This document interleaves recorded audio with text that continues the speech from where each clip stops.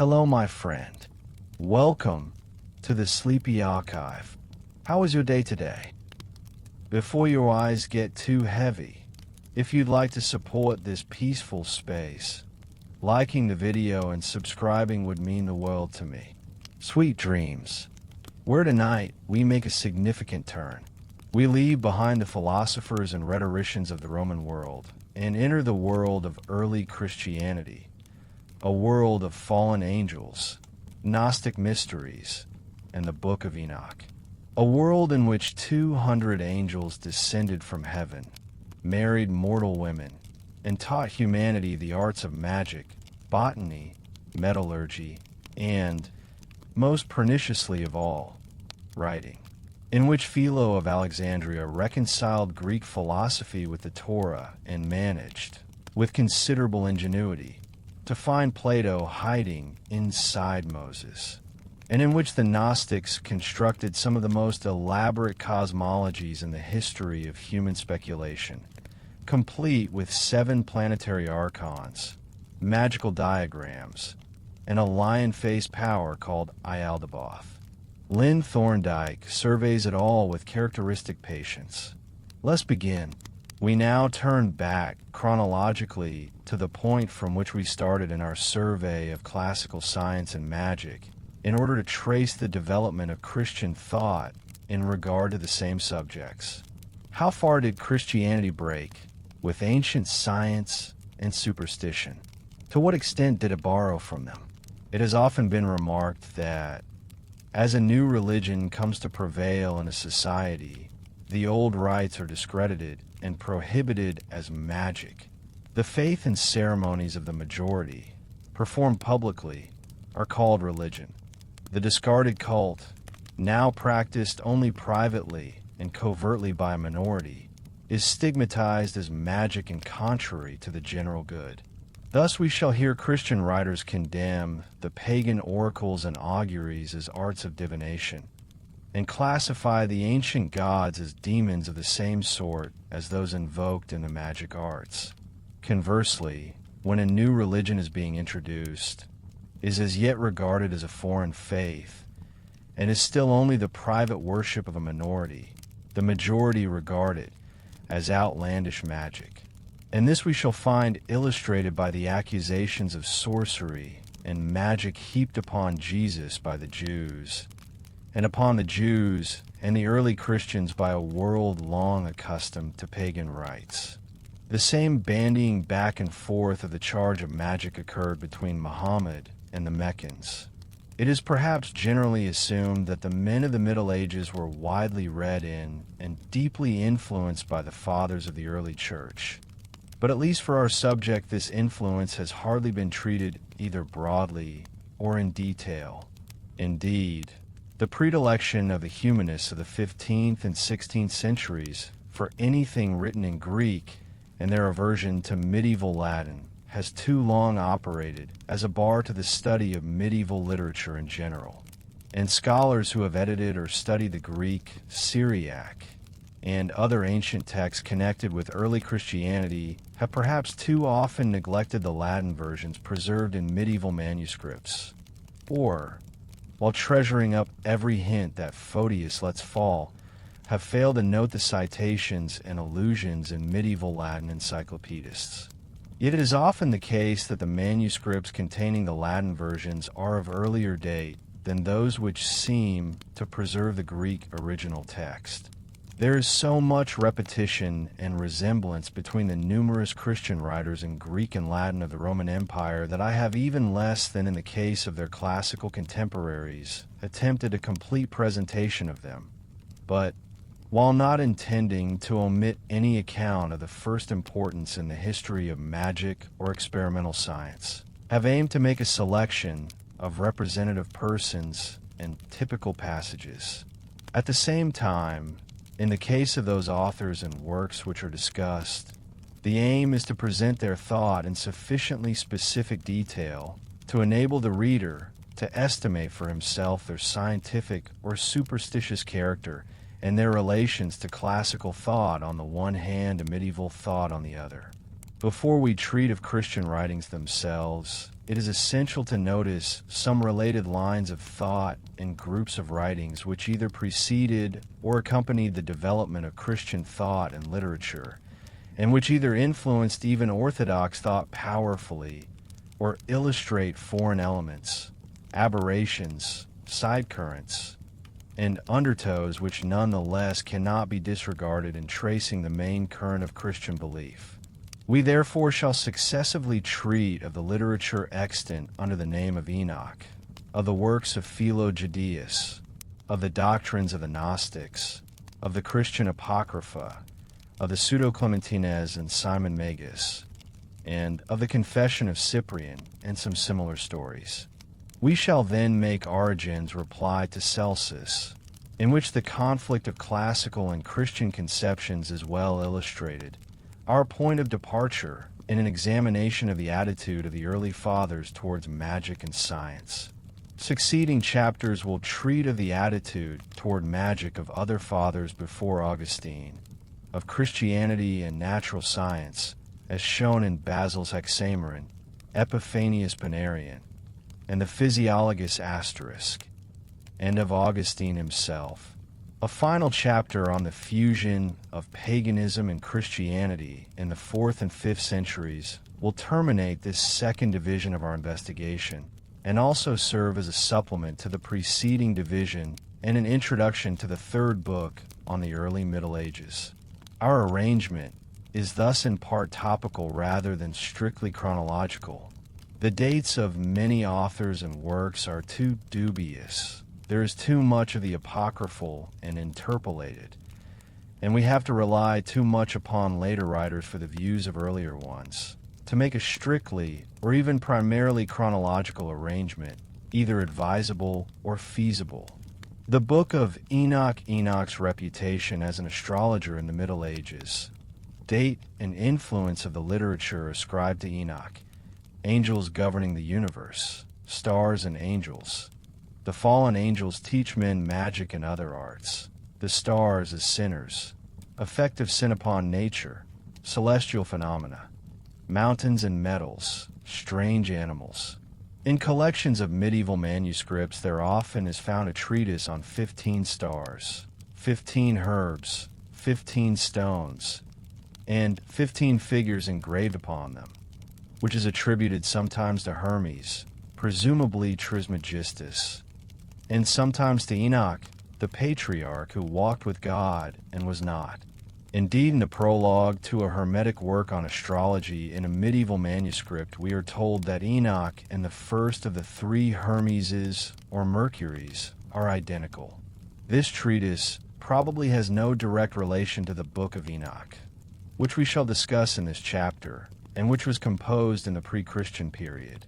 But it is interesting to observe that the same reputation for astrology, which led the Middle Ages sometimes to ascribe this treatise to Enoch, is likewise found in the first notice of a Book of Enoch, which appears to be due to a Jewish or Samaritan Hellenist, which has come down to us successively through Alexander Polyhistor and Eusebius, and which states that Enoch was the founder of astrology. The statement in Genesis that Enoch lived 365 years would also lead men to associate him with the solar year and stars. The Book of Enoch is the precipitate of a literature once very active, which revolved round Enoch, and in the form which has come down to us is a patchwork from several originally independent books. It is extant in the form of Greek fragments preserved in the chronography of G. Syncellus, but lately discovered in Upper Egypt, and in more complete, but also more recent manuscripts giving an Ethiopic and a Slavonic version. These last 2 versions are quite different both in language and content, while some of the citations of Enoch in ancient writers apply to neither of these versions. While Ethiopic did not exist as a literary language before 350 A.D., and none of the extant manuscripts of the Ethiopic version is earlier than the 15th century, Charles believes that they are based upon a Greek translation of the Hebrew and Aramaic original, and that even the interpolations in this were made by an editor living before the Christian era. He asserts that nearly all the writers of the New Testament were familiar with it and influenced by it. In fact, that its influence on the New Testament was greater than that of all the other Apocrypha together, and that it had all the weight of a canonical book with the early church fathers. After 300 A.D., however, it became discredited, except as we have seen among Ethiopic and Slavonic Christians. Before 300, Origen, in his reply to Celsus, accuses his opponent of quoting the Book of Enoch as a Christian authority concerning the fallen angels. Origen objects that the books which bear the name Enoch do not at all circulate in the churches as divine. Augustine, in The City of God, written between 413 and 426, admits that Enoch left some divine writings, for this is asserted by the Apostle Jude in his canonical epistle. But he doubts if any of the writings current in his own day are genuine, and thinks that they have been wisely excluded from the course of Scripture. Lauds writes that after the 9th century in the East, and from a much earlier date in the West, the Book of Enoch is not mentioned. At the most, some medieval rabbis seem still to know of it. Yet Alexander Neckham, in the 12th century, speaks as if Latin Christendom of that date had some acquaintance with the Enoch literature. We shall note some passages in St. Hildegard which seem parallel to others in the Book of Enoch, while Vincent of Beauvais, in his Speculum Naturale in the 13th century, in justifying a certain discriminating use of the apocryphal books, points out that Jude quotes Enoch, whose book is now called apocryphal. The Enoch literature has much to say concerning angels, and implies their control of nature, man, and the future. We hear of Raphael, who is set over all the diseases and wounds of the children of men, Gabriel, who is set over all the powers, Phanuel, who is set over the repentance and hope of those who inherit eternal life. The revolution of the stars is described as according to the number of the angels, and in the Slavonic version the number of those angels is stated as 200. Indeed, the stars themselves are often personified, and we read how they keep faith with each other, and even of all the stars whose privy members are like those of horses. The Ethiopic version also speaks of the angels, or spirits of hoarfrost, dew, hail, snow, and so forth. In the Slavonic version, Enoch finds in the 6th heaven the angels who attend to the phases of the moon and the revolutions of stars and sun, and who superintend the good or evil condition of the world. He finds angels set over the years and seasons, the rivers and sea, the fruits of the earth, and even an angel over every herb. The fallen angels in particular are mentioned in the Book of Enoch. 200 angels lusted after the comely daughters of men, and bound themselves by oaths to marry them. After having thus taken unto themselves wives, they instructed the human race in the art of magic and the science of botany, or to be more exact, charms and enchantments, and the cutting of roots and of woods. In another chapter, various individual angels are named who taught respectively the enchanters and botanists, the breaking of charms, astrology, and various branches thereof. In the Greek fragment preserved by Syncellus, there are further mentioned pharmacy, and what probably denote geomancy, sign of the earth, and aeromancy, aeroscopia. Through this revelation of mysteries which should have been kept hid, we are told that men know all the secrets of the angels, and all the violence of the Satans, and all their occult power, and all the power of those who practice sorcery, and the power of witchcraft, and the power of those who make molten images for the whole earth. The revelation included, moreover, not only magic arts, witchcraft, divination, and astrology, but also natural sciences, such as botany and pharmacy, which, however, are apparently regarded as closely akin to magic, and useful arts such as mining metals, manufacturing armor and weapons, and writing with ink and paper in connection with the fallen angels. We find the stars regarded as capable of sin as well as personified. In the Ethiopic version, there is more than one mention of 7 stars that transgress the command of God and are bound against the day of judgment, or for the space of 10,000 years. One passage tells how judgment was held first over the stars, and they were judged and found guilty, and went to the place of condemnation, and they were cast into an abyss. A similar identification of the stars with the fallen angels is found in one of the visions of Saint Hildegard in the 12th century. She writes, "I saw a great star most splendid and beautiful, and with it an exceeding multitude of falling sparks, which with the star followed southward. And they examined him upon his throne almost as something hostile. And turning from him, they sought rather the north. And suddenly they were all annihilated, being turned into black coals, and cast into the abyss that I could see them no more." She then interprets the vision as signifying the fall of the angels, an idea which we shall find a number of times in other ancient and medieval writers appears also in the Book of Enoch. It is that human sin upsets the world of nature, and in this particular case, even the period of the moon and the orbits of the stars. Hildegard again roughly parallels the Enoch literature by holding that the original harmony of the 4 elements upon this earth was changed into a confused and disorderly mixture after the fall of man.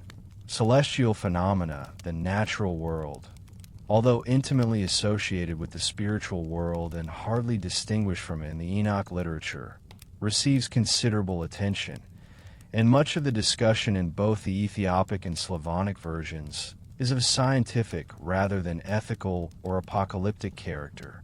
One section of the Ethiopic version is described by Charles as the Book of Celestial Physics, and upholds a calendar based upon the lunar year. The Slavonic version, on the other hand, while mentioning the lunar year of 354 days and the solar year of 365 and a quarter days, seems to prefer the latter, since the years of Enoch's life are given as 365, and he writes 366 books concerning what he has seen in his visions and voyages. The Book of Enoch supposes a plurality of heavens. In the Slavonic version, Enoch is taken through the 7 heavens, or 10 heavens in one manuscript, with the signs of the zodiac in the 8th and 9th. An account is also given of the creation and the waters above the firmament, which were to give the early Christian apologists and medieval clerical scientists so much difficulty, are described as follows. "And thus I made firm the waters, that is, the depths, and I surrounded the waters with light, and I created 7 circles, and I fashioned them like crystal, moist and dry, that is to say, like glass and ice. And as for the waters and also the other elements, I showed each of them their paths, viz., to the 7 stars, each of them in their heaven, how they should go. The order of the 7 planets in their circles is given as follows. In the first and highest circle the star Chrono, then Aphrodite or Venus, Aries, Mars, the Sun, Zeus, Jupiter, Hermes, Mercury, and the Moon. God also tells Enoch that the duration of the world will be for a week of years, that is, 7,000, after which let there be at the beginning of the 8,000 a time, when there is no computation and no end, neither years nor months, nor weeks, nor days, nor hours." Turning from celestial physics to terrestrial phenomena, we may note a few allusions to minerals, vegetation, and animals. 7 mountains of magnificent stones are more than once mentioned in the Ethiopic version and are described as each different from the other. Another passage speaks of 7 mountains full of choice nard and aromatic trees, and cinnamon and pepper. But whether these groups of 7 mountains are to be astrologically related to the 7 planets is not definitely stated. We are also left in doubt whether the following passage may have some astrological or even alchemical significance, or whether it is merely a figurative prophecy like that in the Book of Daniel concerning the image seen by Nebuchadnezzar in his dream. There mine eyes saw all the hidden things of heaven that shall be, an iron mountain, and one of copper, and one of silver, and one of gold, and one of soft metal, and one of lead. At any rate, Enoch has come very near to listing the 7 metals usually associated with the 7 planets. In another passage, we are informed that while silver and soft metal come from the earth, lead and tin are produced by a fountain in which an eminent angel stands. As for animals, we are informed that Behemoth is male and Leviathan female. When Enoch went to the ends of the earth, he saw there great beasts and birds who differed in appearance, beauty, and voice. In the Slavonic version, we hear a good deal of phoenixes and chalkidri, who seem to be flying dragons. These creatures are described as strange in appearance, with the feet and tails of lions and the heads of crocodiles. Their appearance was of a purple color like the rainbow. Their size, 900 measures. Their wings were like those of angels, each with 12, and they attend the chariot of the sun, and go with him, bringing heat and dew as they are ordered by God. Philo Judaeus bibliographical note.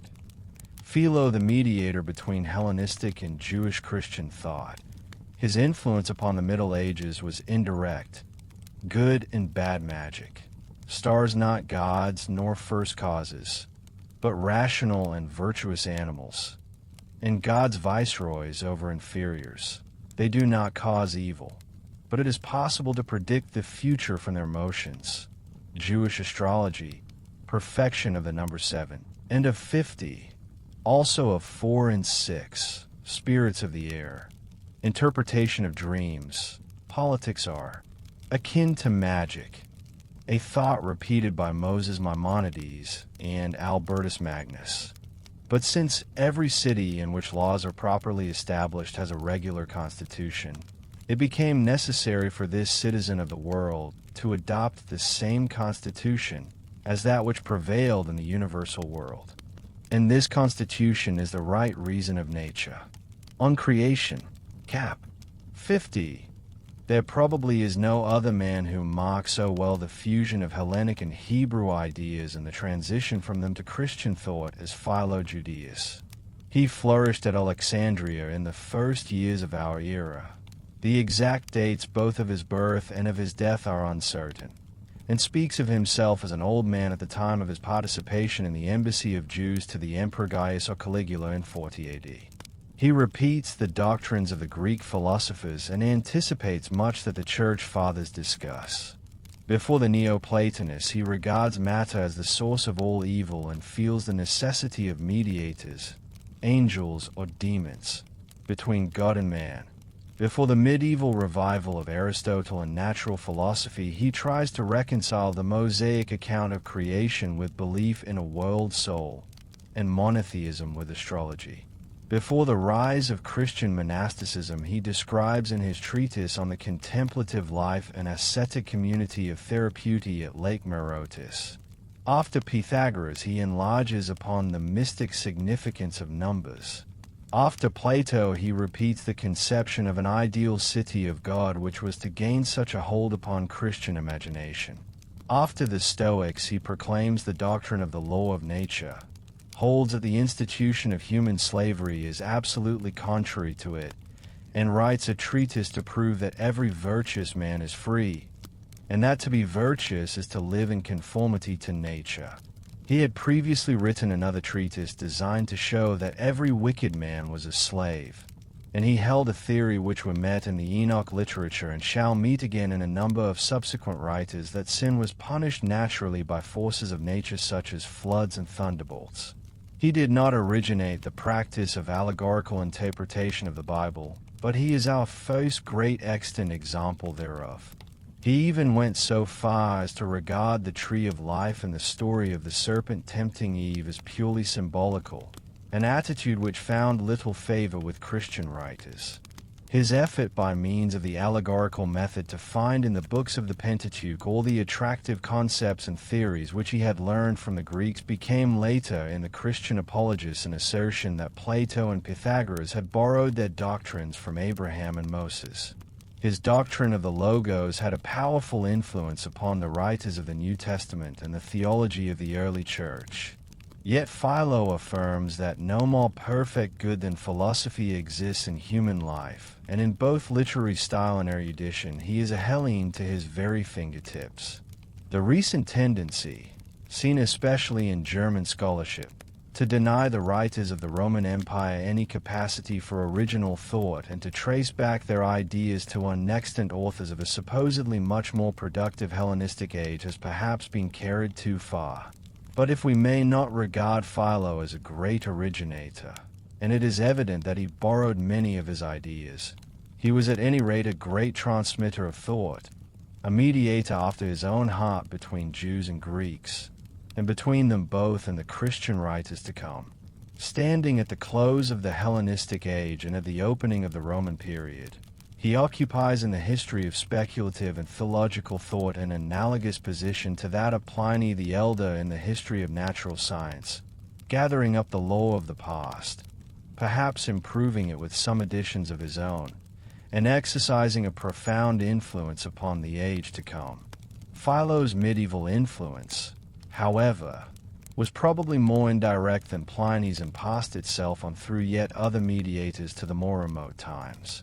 Comparatively speaking, the natural history of Pliny probably was more important in the Middle Ages than in the early Roman Empire, when other authorities prevailed in the Greek-speaking world.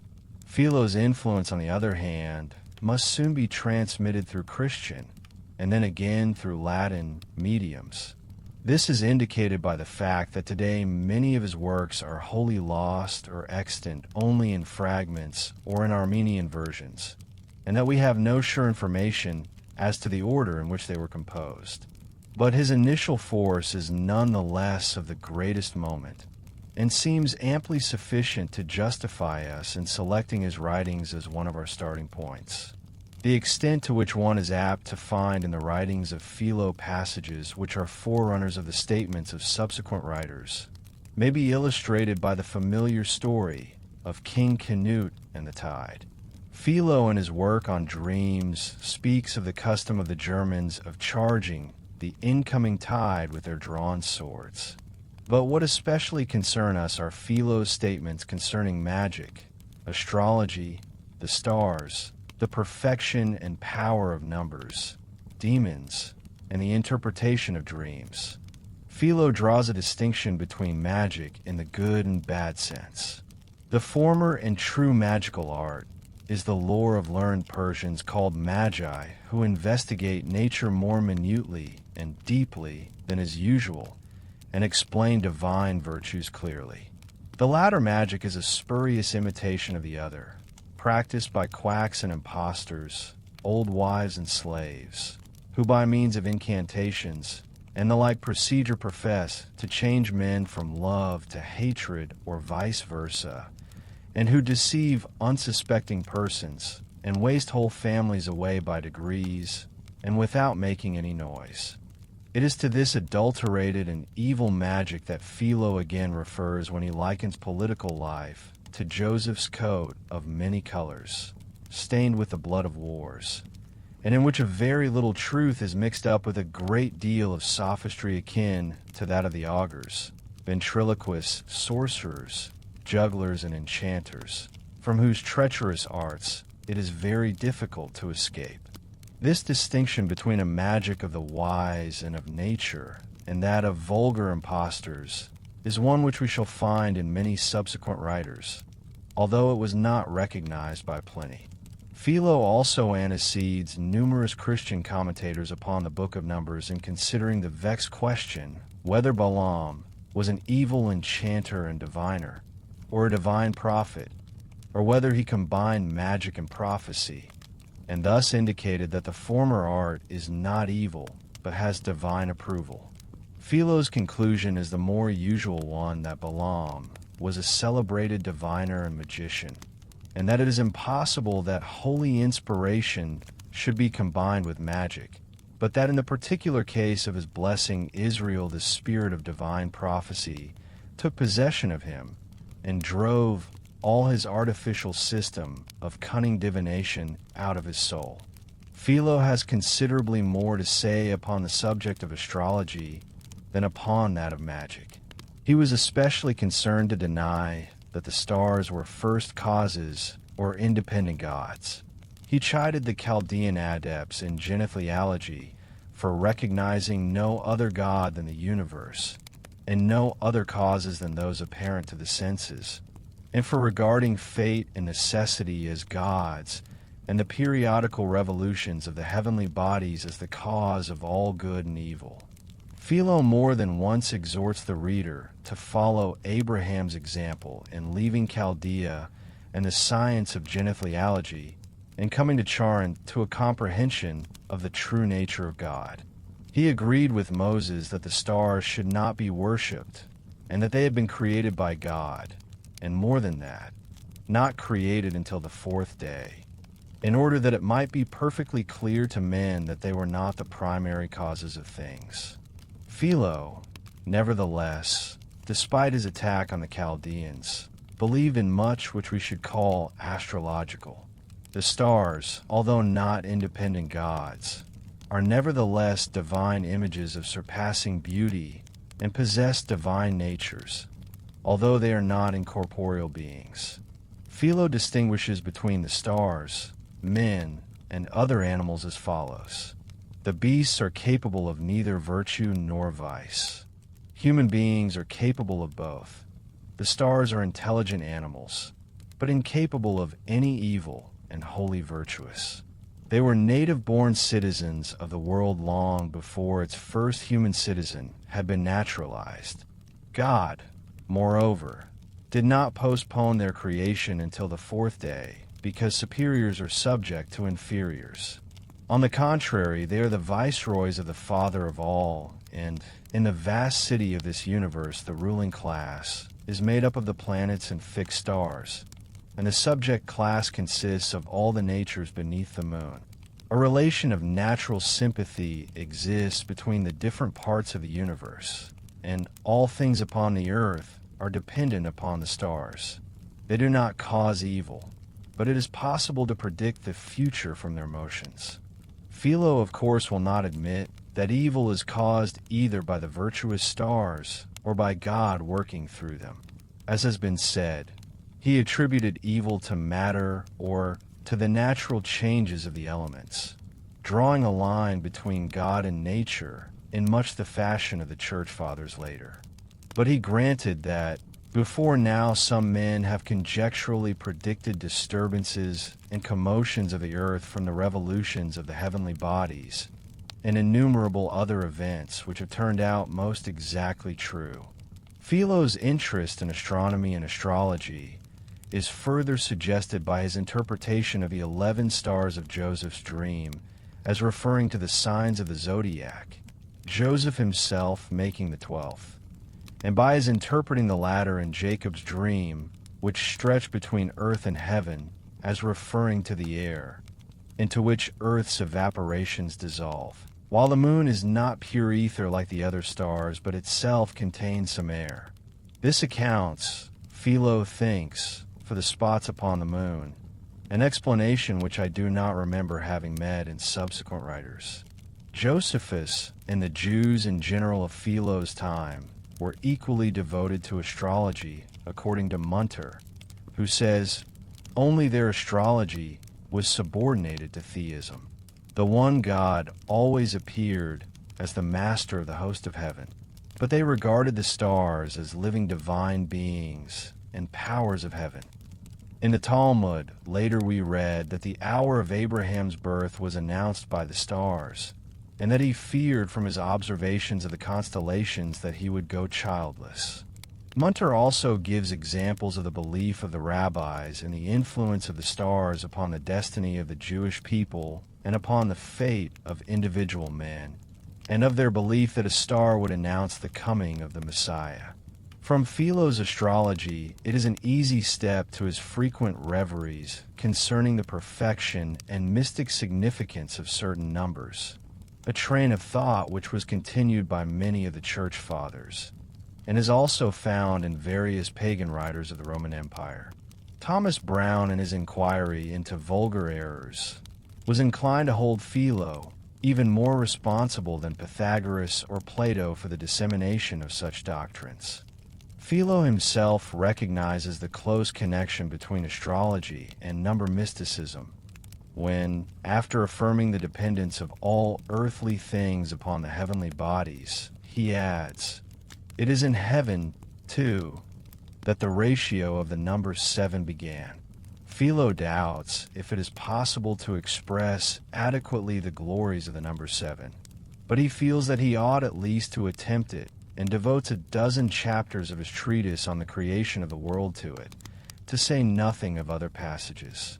He notes that there are 7 planets, 7 circles of heaven, for quarters of the moon of 7 days each, that such constellations as the Pleiades and Ursa Major consist of 7 stars, and that children born at the end of 7 months live, while those who see the light in the 8th month die.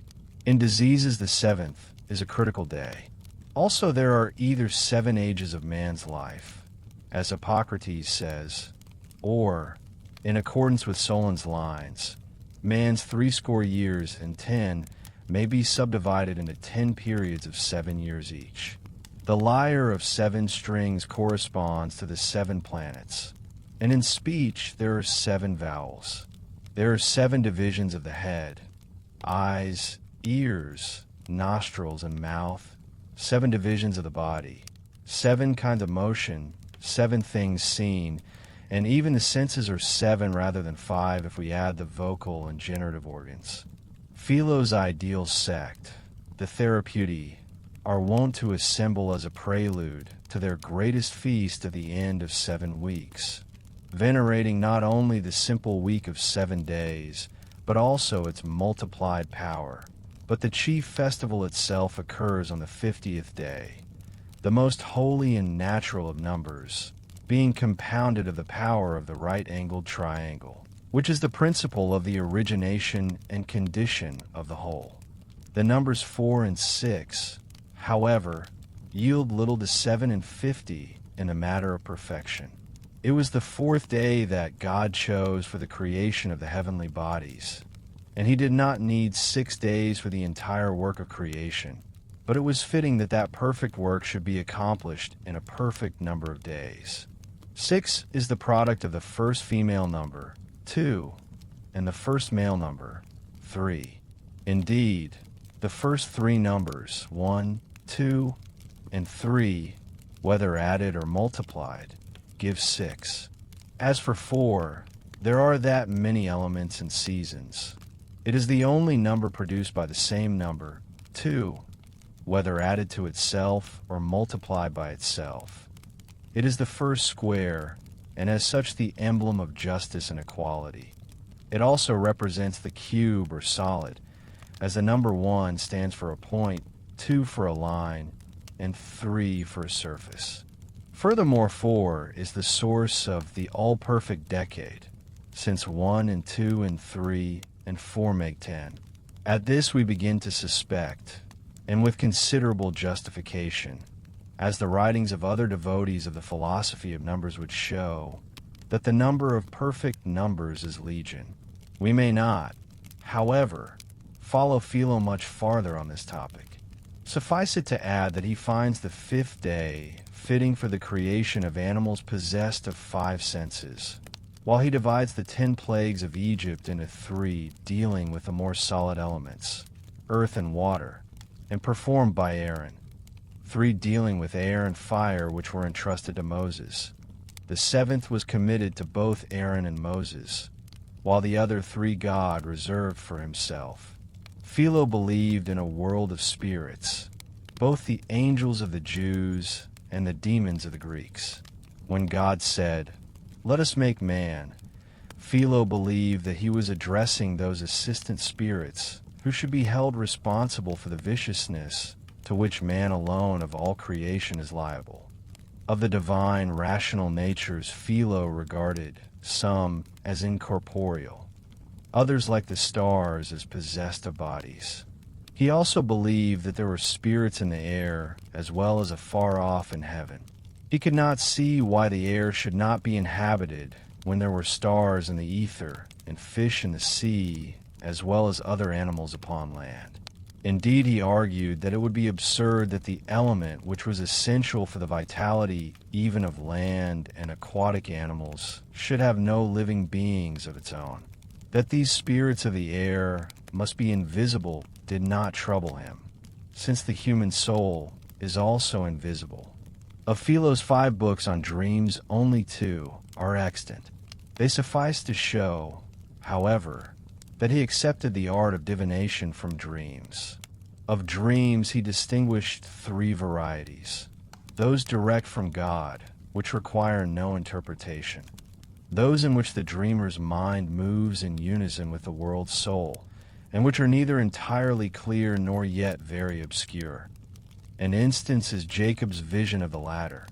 And third, those in which the mind is moved by a prophetic frenzy of its own, and which require the science of interpretation. Such dreams were Joseph's concerning his brothers, and those of the butler and the baker at Pharaoh's court. The recent war and its accompaniments and sequels have brought home to some the conviction that our modern civilization is after all not vastly superior to that of some preceding ages.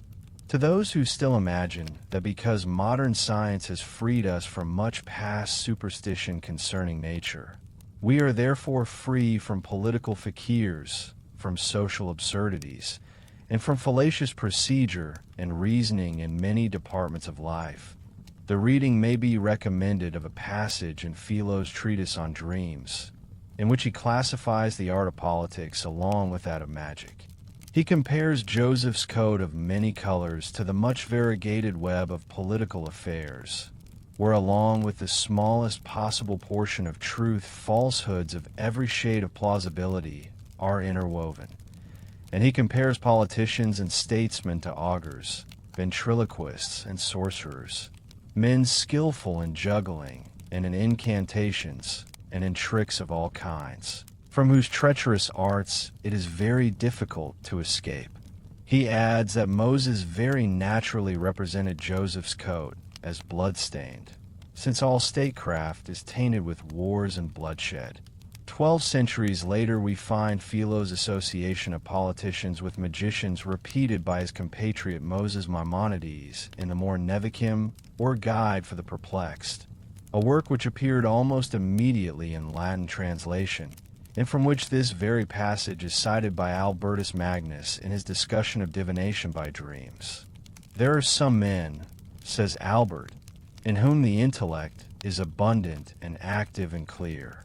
Such men are akin to the superior substances, that is, to the angels and stars, and therefore Moses of Egypt, i.e. Maimonides, calls them sages.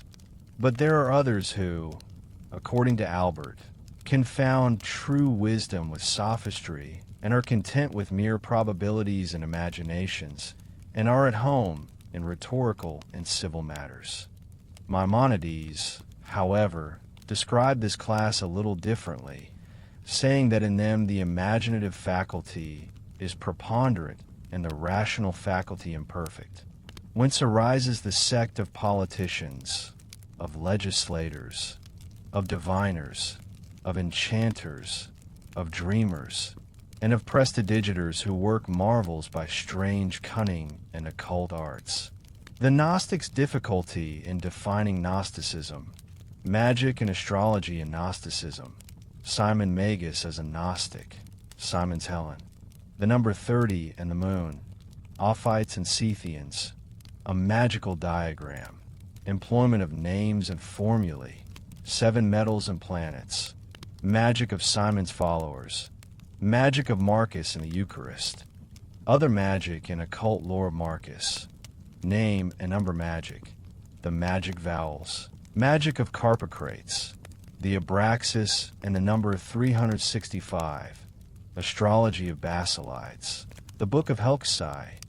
Epiphanius on the Elcasates. The Book of the Laws of Countries. Personality of Bartisanes.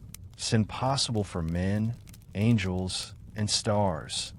Does fate in the astrological sense prevail? National laws and customs as a proof of free will. Pistis Sophia. Attitude to astrology. Gnosticism is not easy to define, and the term Gnostic appears to have been applied to a great variety of sects with a confusing diversity of beliefs. Many of the constituents and roots, at least of Gnosticism, were older than Christianity, and it is now the custom to associate the gnosis or superior knowledge and revelation, which gives the movement its name, not with Greek philosophy or mysteries, but with Oriental speculation and religions. Enns has been impressed by its connection with Babylonian star worship. Amelino has urged its debt to Egyptian magic and religion. Bousset has argued for Persian origins. The main features of the great Oriental religions which swept westward over the Roman Empire were shared by Gnosticism. The Redeemer God, even the great Mother Goddess conception to some extent, the divinely revealed mysteries, the secret symbols, the dualism, and the cosmic theory. Gnosticism, as it is known to us, however, is more closely connected with Christianity than with any other Oriental religion or body of thought, for the extant sources consist almost entirely either of Gnostic treatises, which pretend to be Christian scriptures, and were almost entirely written in Coptic in the 2nd or 3rd century of our era, or of hostile descriptions of Gnostic heresies by the early Church Fathers. However, the philosopher Plotinus also criticized the Gnostics, as we have seen. What especially concerns our investigation is the great use made, or said to be made, by the Gnostics of sacred formulae, symbols, and names of demons, and the prevalence among them of astrological theory, as shown by their widespread notion of the 7 planets as the powers who have created our inferior and material world, and who rule over its affairs. Gnosticism was deeply influenced by, albeit it to some extent represents a reaction against, the Babylonian star worship and incantation of spirits. The 7 planets and the demons occupy an important place in Gnostic myth because they intervene between our world and the world of supreme light, and their spheres must be traversed, much as in the Book of Enoch and Dante's Paradiso, both by the redeeming God in his descent and return, and by any human soul that would escape from this world of fate, darkness, and matter. What encouragement there is for such views in the canonical scriptures themselves may be inferred from the following passage, in which Christ foretells his second coming. Immediately after the tribulation of those days shall the sun be darkened, and the moon shall not give her light, and the stars shall fall from heaven, and the powers of the heavens shall be shaken. And then shall appear the sign of the Son of Man in heaven, and then shall all the tribes of the earth mourn, and they shall see the Son of Man coming in the clouds of heaven with power and great glory. And he shall send his angels with a great sound of a trumpet, and they shall gather together his elect from the 4 winds, from one end of heaven to the other. But in order to pass the demons and the spheres of the planets, who are usually represented as opposed to this, one must, as in the Egyptian Book of the Dead, know the passwords, the names of the spirits, the sacred formulae, the appropriate symbols, and all the other apparatus suggestive of magic and necromancy, which forms so large a part of the gnosis that gives its name to the system. This will become the more apparent from the following particular accounts of Gnostic sects and doctrines found in the works of the Christian Fathers and in the scanty remains of the Gnostics themselves. The philosopher Plotinus, we have already heard, charged the Gnostics with resort to magic and sorcery, and with ascribing evil and fatal influence to the stars. At the same time, we shrewdly suspect that Gnosticism has been made a scapegoat for the sins in these regards of both early Christianity and pagan philosophy. Simon Magus, of whose magical exploits is recorded by many a Christian writer we shall treat in another chapter, is also represented by the Fathers as holding Gnostic doctrine, although some writers have contended that Simon the magician named in Acts was an entirely different person from Simon the heretic and author of the Great Declaration. Simon declared himself the great power of God, or the being who was over all, who had appeared in Samaria as the Father, in Judea as the Son, and to other nations as the Holy Spirit.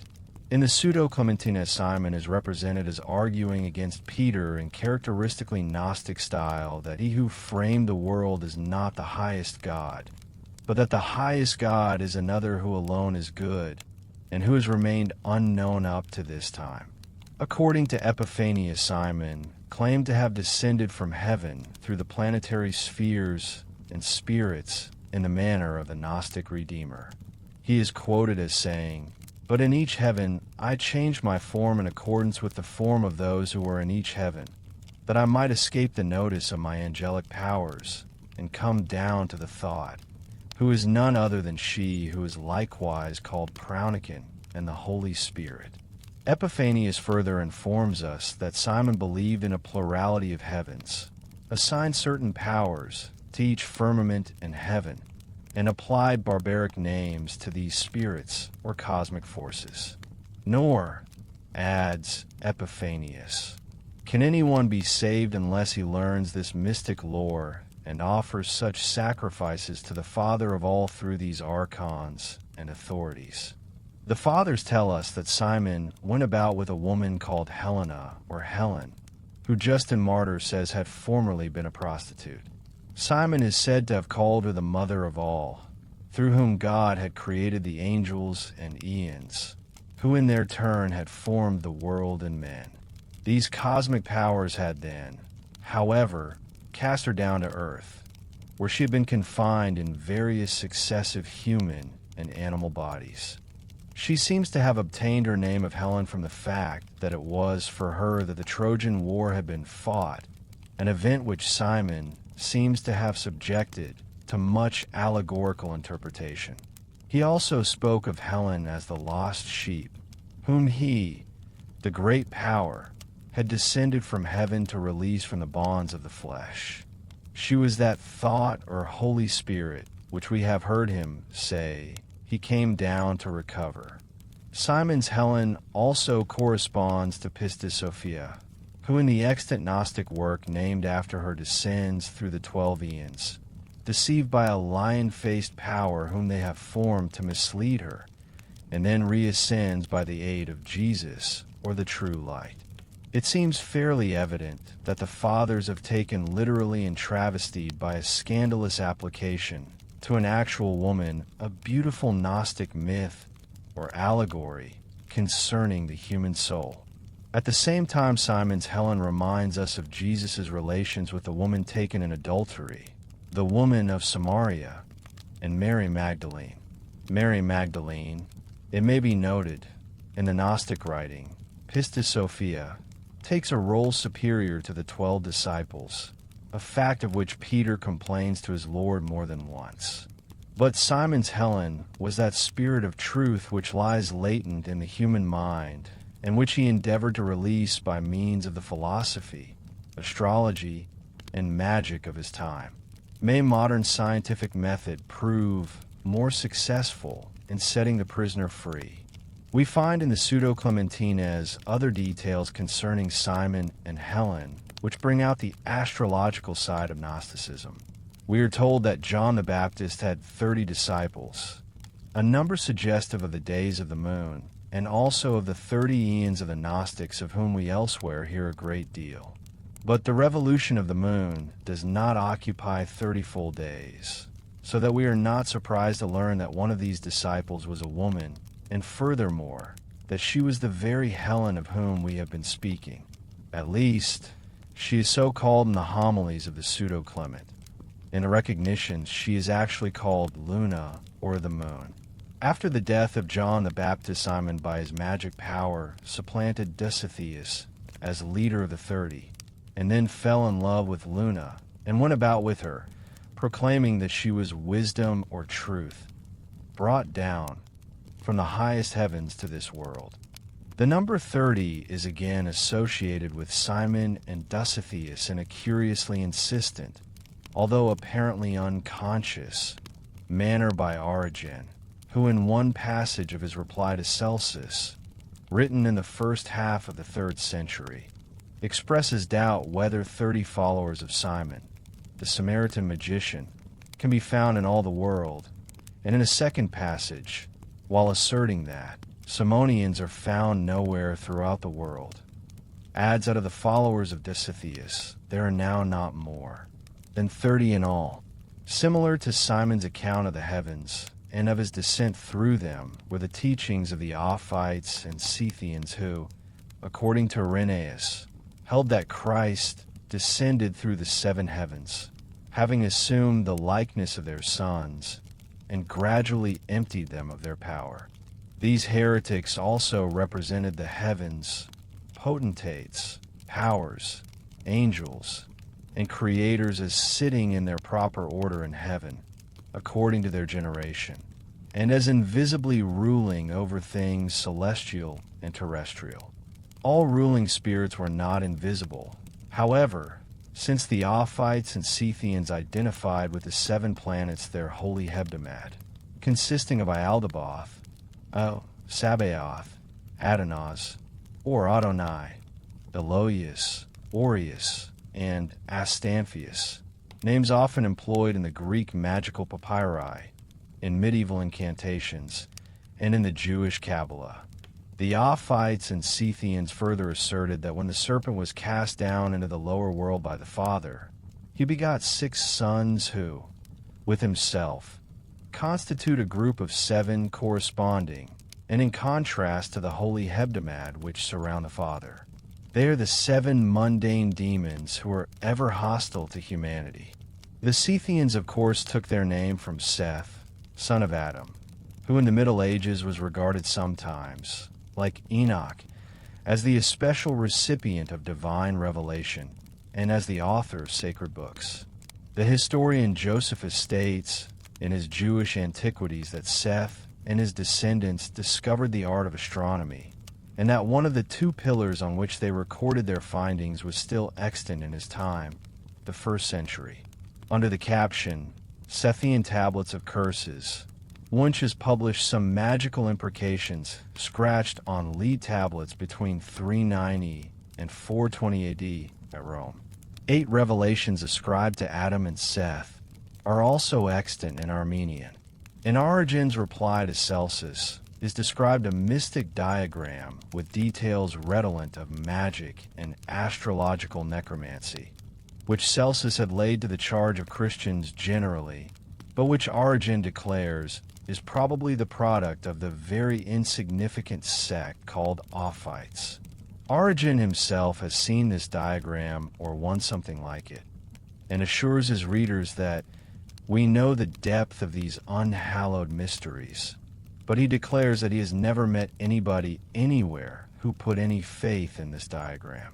Obviously, however, such a diagram would not have been in existence if no one had ever had faith in it. Furthermore, its survival into Origen's time, when he asserts that men had ceased to use it, is evidence of the antiquity of the sect and the superstition. In this diagram, 10 distinct circles were united by a single circle representing the soul of all things and called Leviathan. Celsus spoke of the upper circles, of which at least some were in colors, as those that are above the heavens. On these were inscribed such words and phrases as Father and Son, love, life, knowledge, and understanding. Then there were the 7 circles of archontic demons, who are probably to be connected with the spheres of the 7 planets. These 7 ruling demons were represented by animal heads or figures, somewhat resembling the symbols of the four evangelists to be seen in the mosaics at Ravenna and elsewhere in Christian art. The angel Michael was depicted by a sort of chimera, the words of Celsus being, the goat was shaped like a lion, Suriel by a bull, Raphael by a dragon, Gabriel by an eagle, Thodabath by a bear, Eradaoth by a dog, and Thaphabaeth or Anoel by an ass. The diagram was divided by a thick black line called Gehenna, and beneath the lowest circle was placed the being named Behemoth.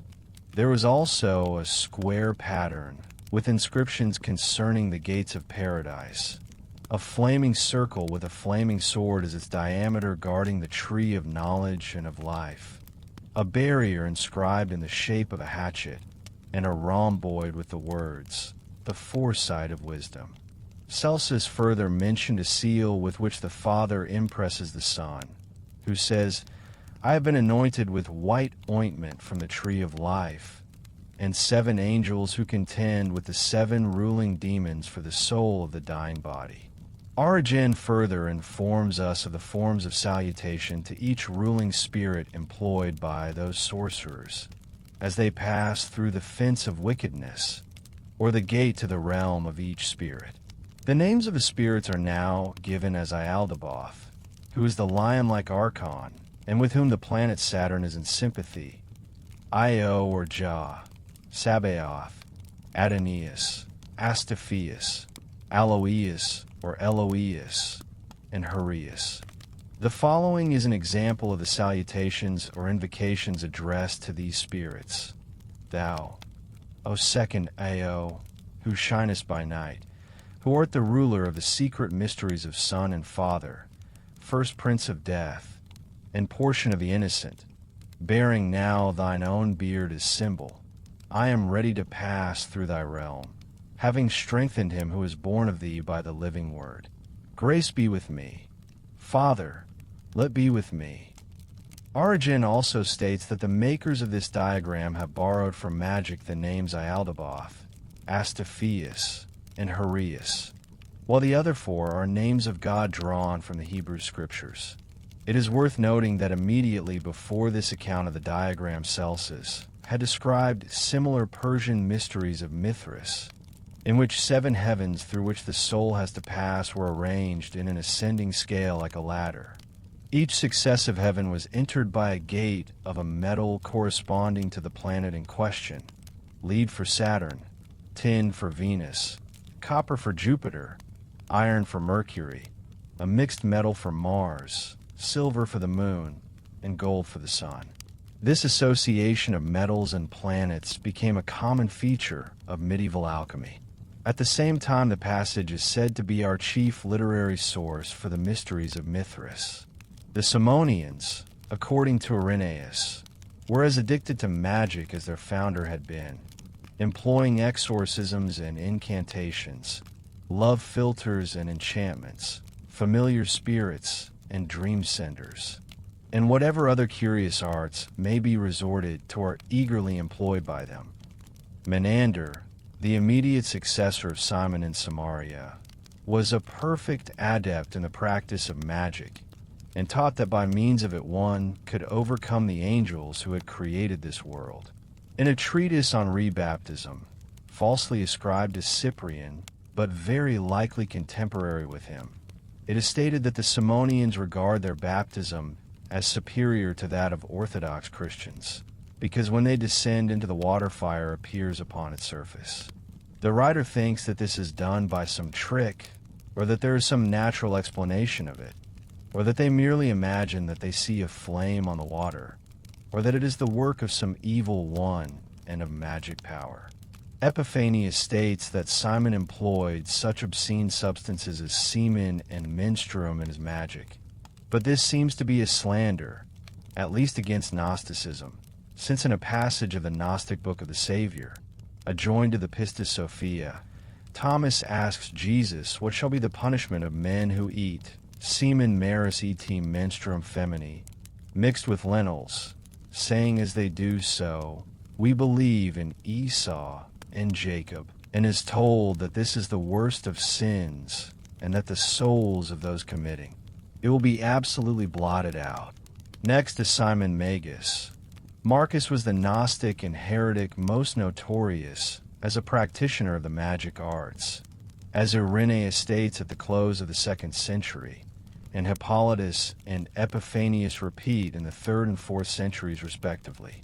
In performing the Eucharist, he would change white wine placed in 3 wine cups into 3 different colors, 1 blood red, 1 purple, and 1 dark blue, according to Epiphanius, while Irenaeus and Hippolytus more vaguely state, although they lived closer to Marcus's time, that he gave the wine a purple or a reddish hue, as if it had been changed into blood, an alteration which Marcus himself regarded as a manifestation of divine grace.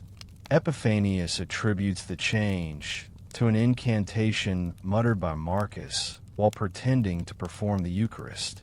Hippolytus, who ascribes Marcus's feats partly to sleight of hand and partly to demons, in this case charges that he furtively dropped some drug into the wine.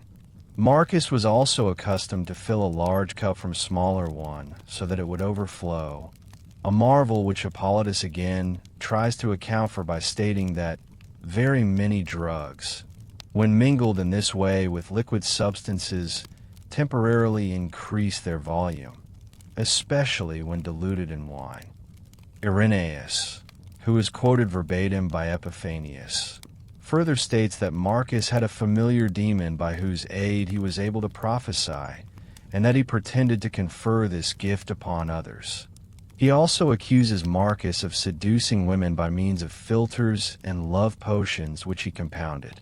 Hippolytus does not make these charges, but unites with the others in describing at length Marcus's theory of mystic names and his symbolical and mystical interpretation of the letters of the alphabet and of numbers. Marcus made various calculations based upon the number of letters in a name, the number of letters in the name of each letter, and so on. When Christ, whose ineffable name has 30 letters, said, "I am Alpha and Omega," he was believed by Marcus to have displayed the dove, whose number is 801. These reveries are mere bits, as Hippolytus says, of astrological theory and Pythagorean philosophy. We shall find them perpetuated in the Middle Ages in the method of divination known as the sphere of Pythagoras. Such symbolism and mysticism concerning numbers and letters seldom indeed remain a matter of mere theory, but readily lend themselves to operative magic. Thus Hippolytus can speak in the same breath of magical arts and Pythagorean numbers, or tell that Pythagoras himself also touched on magic, as they say, and himself discovered an art of physiognomy, laying down as a basis certain numbers and measures. Or note a third passage where Hippolytus is discussing Egyptian theology based on the theory of numbers.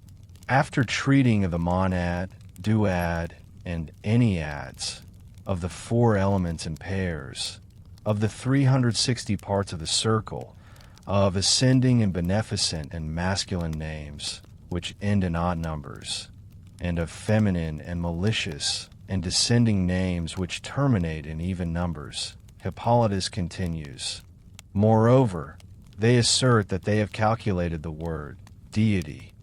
Now this name is an even number, and they write it down and attach it to the body and accomplish cures by it. In the same way an herb which terminates in this number is bound around the body and operates by reason of a similar calculation of the number. Nay, even a doctor cures the sick by such calculations. Similarly, Cicerone states that the number 7 is ascribed to Apollo and used in the cure of bodily ills, while 9 is associated with the Muses and heals mental diseases. But to return to Gnosticism, the 7 vowels were much employed by the Gnostics, undoubtedly as symbols for the 7 planets and the spirits associated with them, but as symbols possessed of magic power as well as of mystic significance. The Savior and his disciples are supposed in the midst of their sentences to have broken out in an interminable gibberish of only vowels. Magic spells have come down to us consisting of vowels by the fourscore. On amulets the 7 vowels, repeated according to all sorts of artifices, form a very common inscription. As the 7 planets made the music of the spheres, so the 7 vowels seem to have represented the musical scale, and many a Gnostic sheet of vowels is in fact a sheet of music. Other heretics with Gnostic views who were accused of magic by the fathers were the followers of Carpocrates, who employed incantations and spells, philters and potions, who attracted spirits to themselves and made light of the cosmic angels, and who pretended to have great power over all things, so that they were able by their magic to satisfy every desire. Saturninus and Basilides were charged with practicing magic and employing images, incantations, invocations, and every other kind of curious art. They also believed in a supreme power named Abrasax or Abraxas, whose number was 365, and they contended that there were 365 heavens and as many bones in the human body. And they strived to set forth the names, principles, angels, and powers of the 365 imagined heavens. Hippolytus gives further indication of the astrological leanings of Basilides, who held that each thing had its own particular time, and supported his view by citing the Magi gazing wistfully at the Star of Bethlehem, and the remark of Christ himself, "Mine hour is not yet come." I suppose that by this Hippolytus means to suggest that Basilides held the astrological doctrine of elections. Basilides further affirmed, according to Hippolytus, that Jesus was mentally preconceived at the time of the generation of the stars, and of the complete return to their starting point of all the seasons in the vast conglomeration, that is, at the end of the astronomical Magnus Annos, variously reckoned as of 36,000 or 15,000 years in duration. In his refutation of all heresies, Hippolytus tells of an Alcibiades from Apamea in Syria, who in his time brought to Rome a book supposed to contain revelations made to a holy man, Elchasai or Helksai, by an angel 96 miles in height and from 16 to 24 miles in breadth, and leaving a footprint 14 miles long. This angel was the Son of God, and was accompanied by a female of corresponding size who was the Holy Spirit. This apparition and revelation was accompanied by a preaching of a new remission of sins in the 3rd year of Trajan's reign, at which time we are led to suppose that the Book of Helksai came into existence. It imposed secrecy upon those initiated into its mysteries. The sect, according to Hippolytus, were much given to magic, astrology, and the number mysticism of Pythagoras. The Elchasates employed incantations and formulae to cure persons bitten by mad dogs or afflicted with disease. In such cases, and also in the case of rebaptism for the remission of sins, it was customary with them to invoke or adjure 7 witnesses. Not, however, in this case the planets, but the heaven and the water and the holy spirits and the angels of prayer and the oil or the olive and the salt and the earth. Hippolytus declares that their formulae of this sort were very numerous and very ridiculous. They dipped consumptives and persons possessed by demons in cold water 40 times in 7 days. They believed in the astrological doctrine of elections, since their sacred book warned them not to baptize or begin other important undertakings upon those days, which were governed by the evil stars. They also seem to have predicted political events from the stars, foretelling that 3 years after Trajan's subjugation of the Parthians, war rages between the impious angels of the northern constellations, and on this account all kingdoms of impiety are in confusion.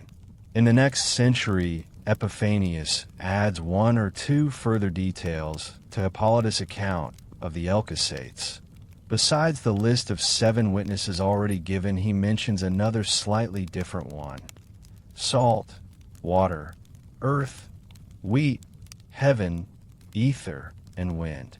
He also tells of 2 sisters in the time of Constantine who were supposed to be descendants of Helksai.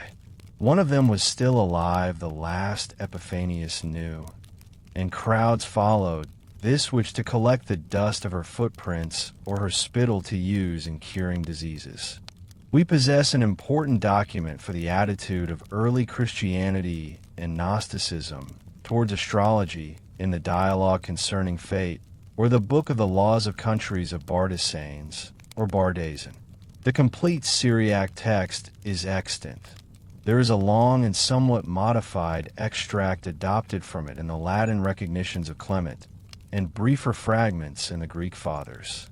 Strictly speaking, the text seems to be written by some follower of Bardesanes named Philip, who represents his master as discussing the problem of human free will with Avita, himself, and other disciples. The bulk of the treatise is in any case put in Bardesanes' mouth, and it probably reflects his views with fair accuracy. Eusebius ascribed it to Bardesanes himself. Personality of Bardesanes 154 to 222 AD, was born in Edessa. He spent most of his life in Mesopotamia, but for a time went to Armenia as a missionary. His many works in Syriac included apologies for Christianity, attacks upon heresies, and numerous hymns, but the only work extant is the treatise we are about to examine, with the possible exception of the hymn of the soul ascribed to him and contained in the Syriac Acts of St. Thomas. His doctrines were regarded by Ephraim Cyrus and others as tainted with Gnostic heresy. He is often represented as a follower of Valentinus, but the ancient authorities, such as Epiphanius and Eusebius, disagree as to whether he degenerated from orthodoxy to Valentinianism or reformed in the opposite direction. In the dialogue which we consider, he is represented as a Christian, but his remarks have often been thought to have a Gnostic flavor. Now, however, has argued that he was not a Gnostic and that the statements in question in the dialogue can be explained as purely astrological. The treatise opens with the query, why did not God make men so that they could not sin? The reply, of course, is that moral freedom for good or evil is a greater gift of God than compulsory morality. By virtue of his individual freedom of action, man is equal to the angels, some of whom, too, have sinned with the daughters of men and fallen, and is superior even to the sun, moon, and signs of the zodiac which are fixed in their courses.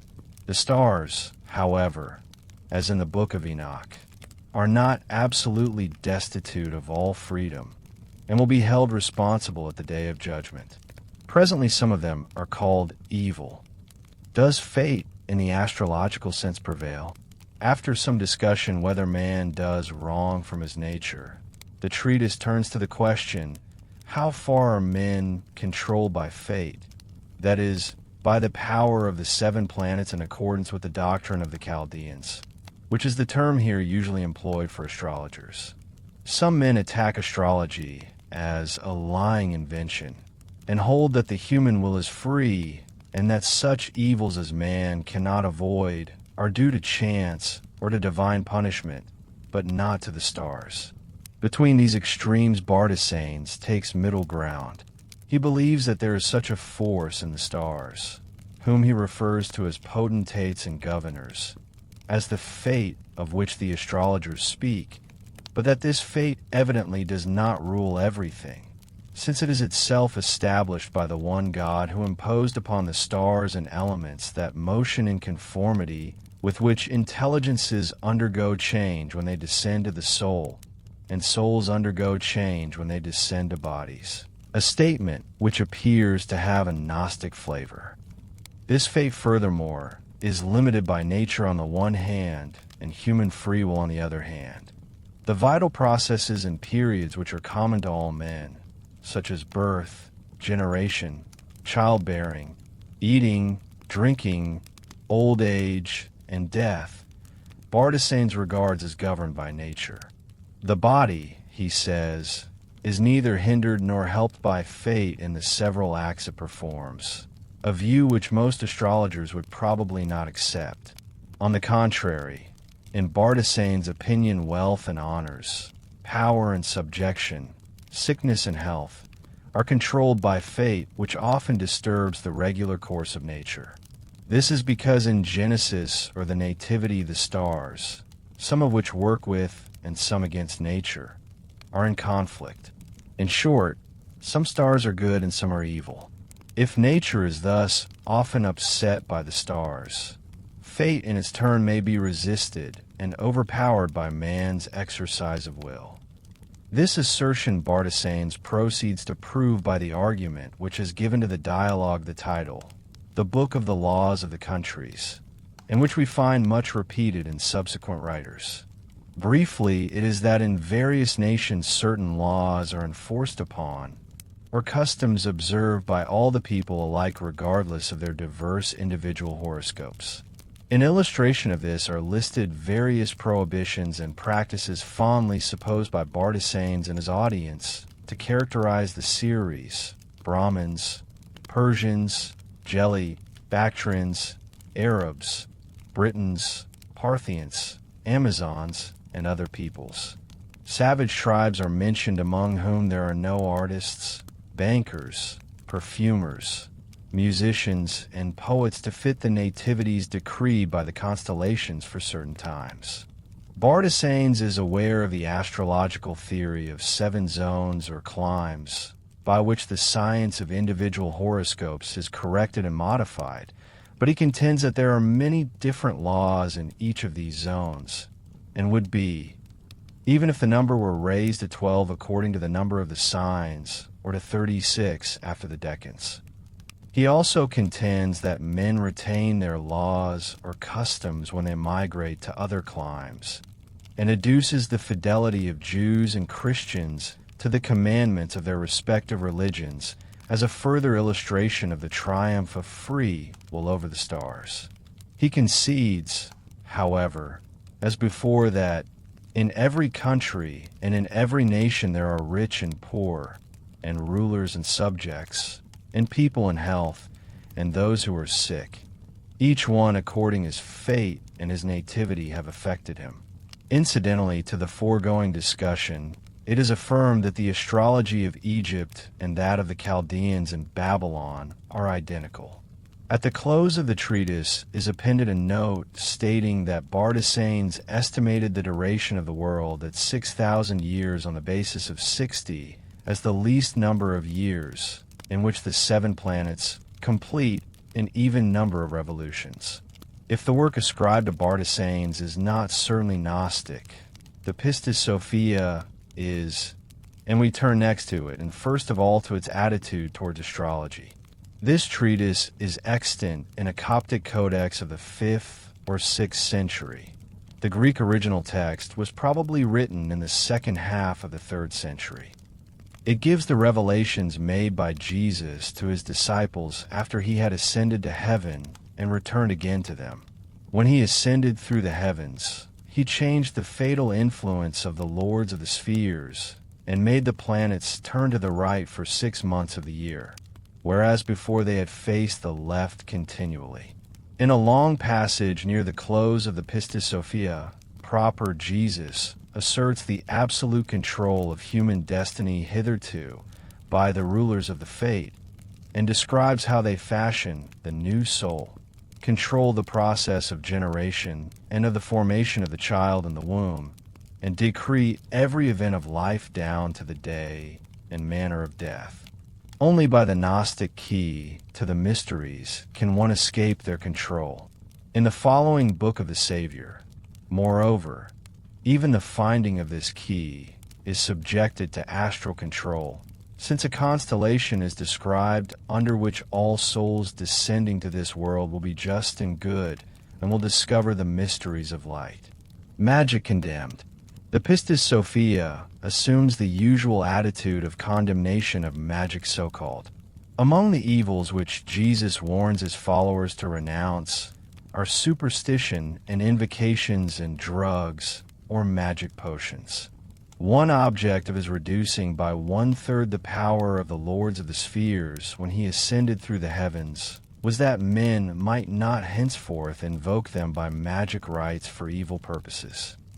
Marvels may still, however, be accomplished by those who know the mysteries of the magic of the 13th aeon, or power above the spheres. But while magic is renounced, great faith is shown in the power of names and rites. Thus, after a description of the dragon of outer darkness, and the 12 main dungeons into which it divides, and the animal faces and names of the 12 rulers thereof, who evidently represent in an inaccurate fashion the signs of the zodiac, it is added that even unrepentant sinners, if they know the mystery of any one of these 12 names, can escape from these dungeons. In the book of the Savior, Jesus not only utters several long lists of strange and presumably magic words by way of invocation to the power or powers above, but these are accompanied by careful observance of ceremonial. On both occasions, Jesus and the disciples are clad in linen. In the first case, the disciples are carefully grouped with reference to the points of the compass, towards which Jesus turns successively as he utters the magic words standing at a sacrificial altar. The result of this ceremony and invocation was that the heavens were displaced and the earth left behind, and that Jesus and the disciples found themselves in the region of midair. Before uttering the other invocation, Jesus commanded that fire and vine branches be brought, placed an offering on the flame, and carefully arranged 2 vessels of wine, 2 cups of water, and as many pieces of bread as there were disciples. In this case, the object was to remit the sins of the disciples. In the Book of Enoch and the Bruce Papyrus, there is a perfect riot of such magic names and invocations, seals and diagrams, and accompanying ceremonial. The interest of the Gnostics in natural science is seen in the list of things that will be known by one who has penetrated all the mysteries and fully entered upon the inheritance of the kingdom of light.